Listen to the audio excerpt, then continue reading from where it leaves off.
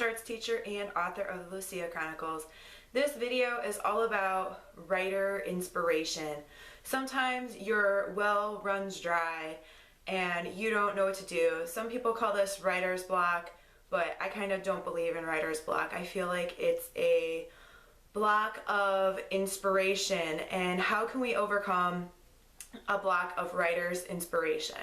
Well, one way that you can overcome a lack of inspiration is to watch your favorite shows. I mean, TV and movies are probably a prime spot to find inspiration.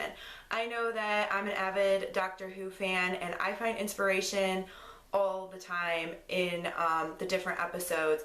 Not only do I find inspiration all the time, sometimes the inspiration kind of plants a seed in my brain and I don't even know that I'm inspired until I find that something shows up in my writing later. So my first tip for finding inspiration is to watch your favorite TV show.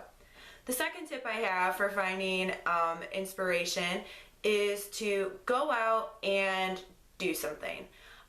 Try something new, go out, experience life, and typically when we're experiencing things, that's when we find inspiration. It kind of unblocks the block to creativity. It frees something up inside us when we're experiencing something new, and it helps us to see ourselves in a new way, and sometimes whoever we're experiencing that with, it helps us to see that person in a new way. So get out and experience something. Tip number 3 for writer's inspiration is to people watch.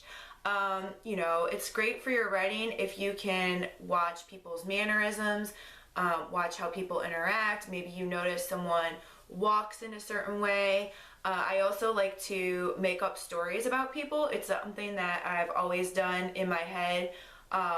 You know, someone says one thing to me and I make up this entire story in my mind. Or if you see someone in line at the store acting really rude, you know, I start to make up a story about that person in my head. So my third tip for writing inspiration is to people watch, but don't be creepy about it.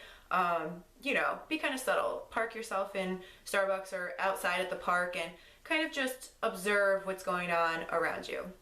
My fourth tip for finding writer's inspiration is to troll along Pinterest. I find a lot of inspiration from Pinterest, not just, and you've heard me talk about it before, but not just about past or like current projects, but about like future projects too.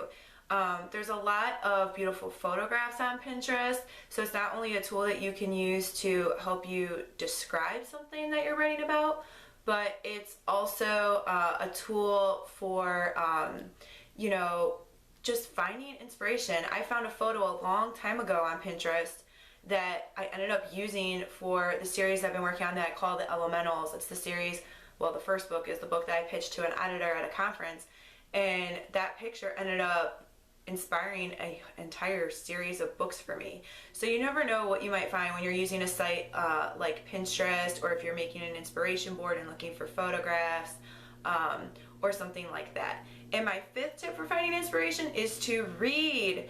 And I've kind of sucked at this lately, not gonna lie. I just haven't been making the time between my actual career as a teacher and my writing career, and I've been reading a lot of nonfiction and admittedly have not been reading a lot of fiction. My list is very long. My friend loaned me a couple books by Alice Hoffman.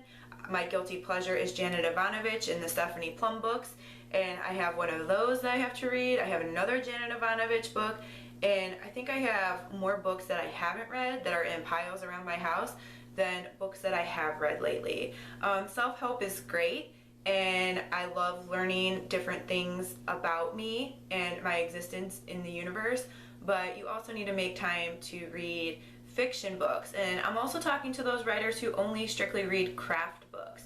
You also need to read fiction.